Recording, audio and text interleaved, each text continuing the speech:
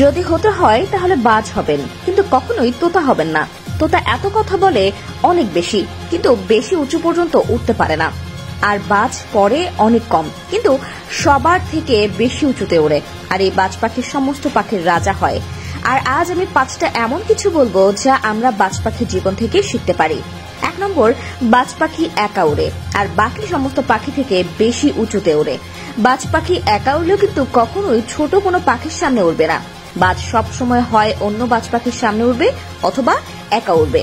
আর এখান থেকে আমি শিখতে পারি যে যারা ছোট চিন্তা করে তাদের থেকে দূরে থাকুন, বরং একা থাকুন, কারণ তাহলেই আপনি নিজেকে জানতে পারবেন। নাম্বার 2, বাজ পাখির লক্ষ্য স্থির হয় এবং সেটা অনেক বেশি স্ট্রং বা শক্তিশালী হয়। বাজ পাখি ও শিকারকে 5 কিলোমিটার দূর থেকে দেখতে পায়, আর যখন একবার লক্ষ্য ঠিক করে নেয় তারপর রাস্তায় হাজারো বাধা আসলেও লক্ষ্য পূরণ করে। আর এখান থেকে আমরা এটাই শিখতে পারি যে জীবনের লক্ষ্যকে ঠিক করুন, আর এটাকে পাবার জন্য যত বাধাই আসুক না কেন পেছনে ফিরে আসবেন না।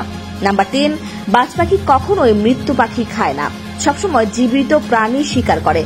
আর এখান থেকে আমরা শিখতে পারি আমাদের পাস্ট পিছনে বা মরে গেছে, তাই অতীতে মনোযোগ না দিয়ে আগামী অর্থাৎ ফ্রেশ জীবনের দিকে মনোযোগ দিন, কারণ একবার আপনার পাস্ট প্রেজেন্ট চলে আসলে আপনার পাস্টটা আপনাকে প্রেজেন্ট থাকতে দেবে না।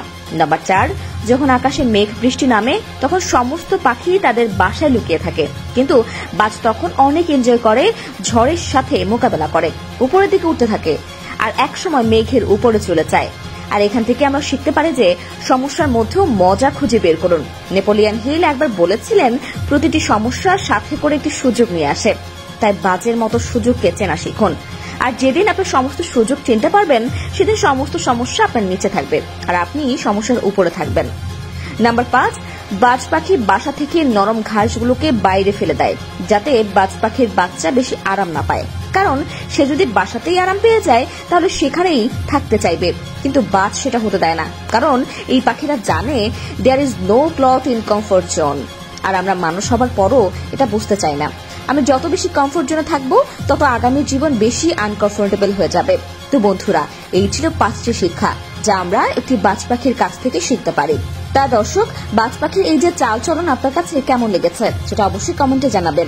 আজ এ পর্যন্তই, আবার আসবো নতুন নতুন সব তথ্য নিয়ে। সে পর্যন্ত সবাই ভালো থাকুন, সুস্থ থাকুন। এতক্ষণ 24 ঘন্টা নিউজের সাথে থাকার জন্য আপনাকে ধন্যবাদ। যদি হতে হয় তাহলে বাজ হবেন, কিন্তু কখনোই তোতা হবেন না। তোতা এত কথা বলে অনেক বেশি, কিন্তু বেশি উঁচু পর্যন্ত উঠতে পারে না। আর বাজ পড়ে অনেক কম, কিন্তু সবার থেকে বেশি উঁচুতে ওড়ে। আর এই বাজ পাখির সমস্ত পাখির রাজা হয়। আর আজ আমি 5টা এমন কিছু বলবো যা আমরা বাজ পাখির জীবন থেকে শিখতে পারি।